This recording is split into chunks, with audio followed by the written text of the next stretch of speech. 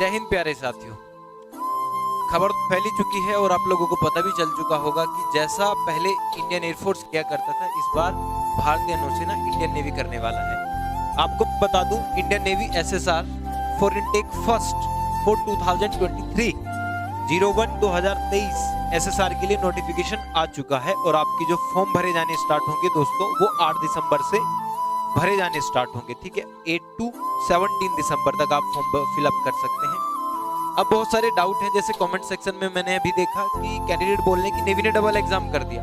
Double exam कुछ नहीं है दोस्तों, ऐसा आपका एयरफोर्स में भी होता था। पहले ऑनलाइन एग्जाम होता था, ऑनलाइन एग्जाम के बाद फेज 2 में जब आप लोग जाते थे तो वहां पे आपका DFT डायनामिक फैक्टर टेस्ट होता था, उसके बाद आपका फिजिकल राउंड होता था और उसमें मेडिकल कंडक्ट किया जाता था बाद में। तो इसमें भी ऑनलाइन एग्जामिनेशन पे शक है इंडियन नेवी को, तो उन्होंने क्या किया है, हल्का सा रिटन एग्जामिनेशन बाद के लिए रखा है। टोटल प्रोसेस क्या होगा सिलेक्शन का, वो 3 फेजेस में होगा। पहला आपका कंप्यूटर बेस्ड ऑनलाइन एग्जाम होगा, दूसरा आपका रिटन PFT और इनिशियल मेडिकल होगा, और एक फाइनल स्टेज मेडिकल जो आपका INS चिल्का में कंडक्ट कराया जाएगा वो होगा। तो इस राउंड के थ्रू आपको जाना होगा अगर आपने एंट्री लेनी है INS चिल्का। ठीक है, खुशी की बात यह है कि not only for boys but also for girls इस टाइम आप लोग अप्लाई कर सकते हैं। इस नंबर ऑफ वैकेंसीज निकली है दोस्तों, वो निकली है 1400, और आपको पता है 20% या 1/5 280 वो फीमेल के लिए। ठीक है, टोटल इतना है, ये फीमेल के लिए है। ठीक है, और ये जो 280 है इंक्लूडेड है 1400। ठीक है, एजुकेशनल क्वालिफिकेशन अगर मैं आपको बता दूं, आपका 12वीं पास होना मांगता है। मैथ्स और फिजिक्स आपका होना चाहिए। इसके अलावा बायो है तो भी चलेगा, केमिस्ट्री है तो भी चलेगा, कंप्यूटर साइंस है तो भी चलेगा। ठीक है, तो ये आपका एजुकेशनल क्वालिफिकेशन है। एज क्राइटेरिया आपका क्या होना चाहिए, 1 मई 2002 से 31 अक्टूबर 2005 both the dates are included. अगर आप 1 मई को जन्म में है तो भी एलिजिबिलिटी बनती है, 31 अक्टूबर को जन्म में है तो भी एलिजिबिलिटी बनती है, दोनों दिन उसमें शामिल किए गए हैं। मैरिटल स्टेटस आपको पता ही है, अनमैरिड होना चाहिए। ठीक है, मैरिड नहीं होना चाहिए, ये आपका है। टर्म्स एंड कंडीशंस, ये कुछ चीजें जो आपको पता है कि यार कितना पक्स होंगे, कितने आपके परक्विजिट्स होंगे, कितनी आपकी लीव्स होंगी और कितना आपका अलाउंस होगा, ये सब आपको अग्निवीर में बता भी दिया गया था। Life insurance cover, death compensation, disabilities पे मेरा एक स्पेशल वीडियो भी है कैडेट्स के चैनल पे। ठीक है, अभी सर बस एक बात बता दो कि एडमिट कार्ड सबका आएगा का। प्रिंस ठाकुर, मैं आपको एक बात बता रहा हूँ, ये बात आग की तरह फैला दीजिए, सबका एडमिट कार्ड आएगा। जो फॉर्म भरेगा उसका एडमिट कार्ड आएगा। अब वो क्राइटेरिया आपका खत्म हो चुका है कि राजस्थान का कट ऑफ 93 जाया करता था और यूपी का कट ऑफ 95 जाया करता था। अब ऐसा कुछ नहीं है, जो फॉर्म भरेगा उसका एडमिट कार्ड आएगा। इसलिए इंपॉर्टेंट होता है आप लोगों को सूचित करना कि आप लोग इस भ्रम में ना रहें। परसेंटेज का क्राइटेरिया खत्म हो चुका है, जो फॉर्म भरेगा उसका एडमिट कार्ड आएगा, वो इनिशियल ऑनलाइन एग्जामिनेशन में अपीयर करेगा, उसके बाद का प्रोसेस फॉलो करेगा। ठीक है, तो सभी जोर शोर से इसका फॉर्म भरें दोस्तों।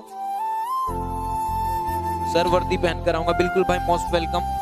MR का भी आ चुका है दोस्तों, उस पर भी बात करेंगे। सबका एडमिट कार्ड आएगा, ये बात आप लोग ध्यान रखें, इसलिए फॉर्म भर दें, सबका एडमिट कार्ड आएगा दोस्तों। अब मैं आपको सिलेक्शन प्रोसेस बता देता हूँ। ठीक है, सिलेक्शन प्रोसेस में मैंने आपको बताया कि 3 स्टेजेस में होगा। पहला ऑनलाइन एग्जाम, दूसरे स्टेज में आपका रिटन एग्जाम और आपका PFT और इनिशियल मेडिकल, और फिर आपका फाइनल मेडिकल जो चिल्का में होगा। ठीक है, शॉर्ट लिस्टिंग स्टेज फर्स्ट जो है आपका, मैं आपको दिखा दूं। देखिए, शॉर्ट लिस्टिंग जो है वो आपकी इनिशियल आपका जो कंप्यूटर बेस्ड एग्जाम है उसमें आपके जितने मार्क्स होंगे उसका कट ऑफ लगेगा आपका सेक्शन वाइज और स्टेट वाइज। ठीक है, और इसमें 4 सेक्शंस होते हैं, आपको पता ही है।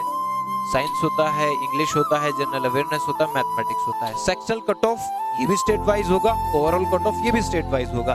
तो ये सब चीजें नोटिफिकेशन में लिखी हुई है, आप लोग इसको पढ़ लीजिएगा। दूसरा, कंप्यूटर बेस्ड एग्जामिनेशन के बारे में कुछ लिखा हुआ है कि टोटल नंबर ऑफ क्वेश्चंस जो है वो 100 होंगे। टोटल टाइम जो आपको मिलेगा वो 60 मिनट्स मिलेगा। नेगेटिव मार्किंग है या नहीं है, बिल्कुल नेगेटिव मार्किंग है। 1/4 का नेगेटिव मार्किंग है, 0.25 मार्क्स ये आपके डिडक्ट होंगे हर एक रॉन्ग आंसर पे। ठीक है, बिलिंगुअल क्वेश्चन पेपर आएगा, ये लिखा हुआ है। और आप 4 सेक्शन होंगे, वो मैंने आपको बता ही दिया है। ठीक है। तो पेनल्टी फॉर रॉन्ग आंसर 0.25 अभी बताया है, ये सब कुछ लिखा हुआ है। एग्जामिनेशन फी इन्होंने टोटल 550 किया है, 550 रुपए है एग्जामिनेशन फी आपका। स्टेज 2 रिटन एग्जामिनेशन, पीएफटी और इनिशियल मेडिकल। देखिए रिटन एग्जामिनेशन में कुछ भी करा सकते हैं, इंग्लिश के आपको 20 क्वेश्चंस दे सकते हैं, या कुछ इनका जो पर्टिकुलर क्राइटेरिया होगा उसके तहत आपको दोबारा से वेरीफाई करेंगे कि आप चीटिंग करके तो नहीं आए हैं, क्योंकि अगर चीटिंग करके आए हैं तो उन्हीं लोगों के लिए ये दोबारा से इजी रिटन होगा, इतना नहीं है, उतना लेवल इसका टफ नहीं जाने वाला है, इजी होने वाला है, ठीक है। तो इसमें वो कुछ भी दे सकते हैं, 20 क्वेश्चंस इंग्लिश के दे सकते हैं, कुछ आपका रीजनिंग के क्वेश्चंस उसमें लगा सकते हैं। रीजनिंग तो नहीं लगाएंगे क्योंकि नेवी का एग्जाम है, तो उसमें मैथ्स के क्वेश्चन कुछ लगा सकते हैं या फिर कुछ भी ऐड कर सकते हैं, लेकिन फिर से आपको रिटन वाइज जांचेंगे। पीएफटी का दोस्तों मैं बताऊं 1600 मीटर रेस है, 6.5 मिनट मेल के लिए और 8 मिनट फीमेल के लिए। उठक बैठक है 15 फीमेल के लिए और 20 आपका मेल के लिए। अभी इसमें पुशअप्स आ जाती हैं, फीमेल के लिए नहीं है, लेकिन मेल के लिए 12 हैं। और बैंड आपका सिटअप्स कराया जाता है, वो केवल फीमेल के लिए है 10, ठीक है। इनिशियल मेडिकल में आपको बताया है यार, इनिशियल मेडिकल में क्या क्या चीजें होती हैं। प्री मेडिकल आप करा सकते हैं और अपना ध्यान रखिए, क्योंकि मेडिकल एक बड़ा इंपॉर्टेंट फैक्टर है अगर आपने खुद को डिफेंस फोर्सेस में जाना है। मेरिट लिस्ट देखिए, इसका अब जो मेरिट लिस्ट तैयार होगा वो यहाँ पे यही लिखा है यार, इसका जो मेरिट लिस्ट तैयार होगा वो सेक्शनल वाइज और स्टेट वाइज कट ऑफ के आधार पे होगा। इसके बाद आपका फाइनल एग्जामिनेशन तो होगा चिल्का में, आप सभी को पता है। और अभी भी 28-30 को बहुत सारे बंदों की रिपोर्टिंग है। एनरोलमेंट आज आ जाएगा दोस्त, टेंशन मत लीजिए। एनरोलमेंट आज का डेट है, अभी देखो 6-7 बजे तक अगर आ जाएगा तो एयरफोर्स वाले उसी के वेट कर रहे हैं भाई, ठीक है। प्रेगनेंसी नॉट अलाउड, आप सभी को पता ही है। मिनिमम हाइट देखिए, गर्ल्स के लिए 152 सेंटीमीटर है, 152 सेंटीमीटर, और बॉयज के लिए 157 सेंटीमीटर है। टैटूज, परमानेंट बॉडी टैटूज अगर आपके विजिबल हैं, बॉडी के आउटर पार्ट में है, तो उनको आप वो अलाउड नहीं है, लेकिन अगर हिडन है बॉडी के इनसाइड कहीं पे, तो फिर आप वो चल सकते हैं, एक्सेप्टेबल है। आपको पता है विजुअल स्टैंडर्ड आपको बताया गया है, पहले भी मेडिकल की वीडियो पड़ी हुई है। ट्रेनिंग आपका, training for the course will commence in मई, इसका मतलब अगर मई में ट्रेनिंग स्टार्ट होगा तो अप्रैल में आपका फाइनल मेरिट लिस्ट आएगा, ये बात ध्यान रखिए। अप्रैल में फाइनल मेरिट लिस्ट का जो अनाउंसमेंट होगा वो अप्रैल में होगा, और आपका जो सेशन है वो आपका मई में स्टार्ट हो जाएगा ट्रेनिंग, ठीक है। बाकी सभी चीजें नोटिफिकेशंस में लिखी हुई हैं दोस्तों। हाउ टू अप्लाई में आपको पता है 2 डेट दी हुई हैं, 8 दिसंबर, इसको याद रखें, से 17 दिसंबर। 17 दिसंबर लास्ट डेट, ये जरूर याद रखें। यहाँ पे आप फॉर्म भर सकते हैं। फोटोग्राफ वही 10 KB to 50 KB के बीच होना चाहिए, चाहे आपका फोटोग्राफ है, सिग्नेचर है या फिर थंब इंप्रेशन है, तीनों के तीन इसी साइज के होने चाहिए, 10 KB to 50 KB। In nutshell मैं आपको बता रहा हूँ, बाकी बहुत सारी चीजें लिखी हुई हैं, लेकिन जो इंपॉर्टेंट है वो मैं आपके साथ शेयर कर रहा हूँ। इन्फॉर्मेशन यही, कोई इलेक्ट्रॉनिक गैजेट आप एग्जामिनेशन में लेके नहीं जा सकते। दूसरा, पहले ही आप अपना फॉर्म भर दीजिएगा, ठीक है। दूसरा, इस इनडिसिप्लिन आपका बिल्कुल भी बर्दाश्त नहीं किया जा सकता है, और एग्जामिनेशन सेंटर जो आप फिलअप करेंगे वो आपका चॉइस बेस होना चाहिए, चेंजेबल नहीं है।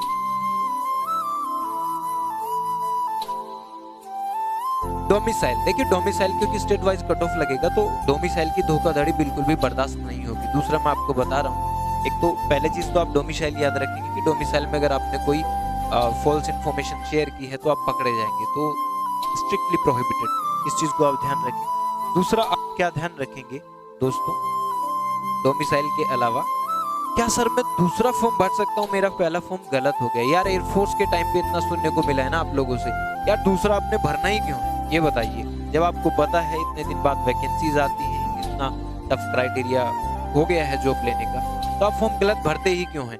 पहली बात तो आपने फॉर्म गलत नहीं भरना है, ठीक है। एक बार फॉर्म भरें, अच्छे से फॉर्म भरें, क्योंकि इस नोटिफिकेशन में ये लिखा हुआ है कि जो आपका सेकंड एप्लीकेशन फॉर्म है वो उसको रिजेक्ट कर दिया जाएगा। तो हो सकता है आपका ईमेल आईडी, आपका नंबर, आपकी डिटेल्स मैच कर जाएं, तो आपका रिजेक्शन पक्का है। तो दूसरा फॉर्म भरना ही नहीं है आपने, पहला फॉर्म बिल्कुल 100% करेक्ट आप लोग भरेंगे, ठीक है। बाकी कोविड-19 की इंस्ट्रक्शंस आप लोग फॉलो करेंगे, और इसमें यही मेन चीजें थी। लेकिन सबसे इंपॉर्टेंट फैक्टर जो इस नोटिफिकेशन में मुझे लगा, इन्होंने अलग से इस चीज को पॉइंट आउट किया है कि अगर आप कोई दूसरा एप्लीकेशन फॉर्म भरेंगे तो रिजेक्शन के चांसेस हैं, और अगर रिजेक्ट होता है तो you are responsible for it, आपका उत्तरदायित्व बनता है। तो फिर आप क्यों गलत फॉर्म भरते हैं? पूरा करेक्शन करके फॉर्म भरिए, कुछ भी गलत नहीं होना चाहिए, ताकि बाद में आपको रिग्रेट ना करना पड़े। डेट्स याद रखेंगे, 17 दिसंबर, 8 दिसंबर से शुरू, 17 दिसंबर आपका एंड है। तो बहुत सुनहरा मौका, मैं फिर एक बार से रिपीट कर देता हूं कि सबका एडमिट कार्ड आएगा, ऐसा नहीं है। परसेंटेज का क्राइटेरिया जो पहले टेक प्लेस होता था, इस बार बिल्कुल उसको खत्म कर दिया गया है। जो फॉर्म भरेगा उसका एडमिट कार्ड आएगा, इसलिए ज्यादा से ज्यादा संख्या में फॉर्म भरिए।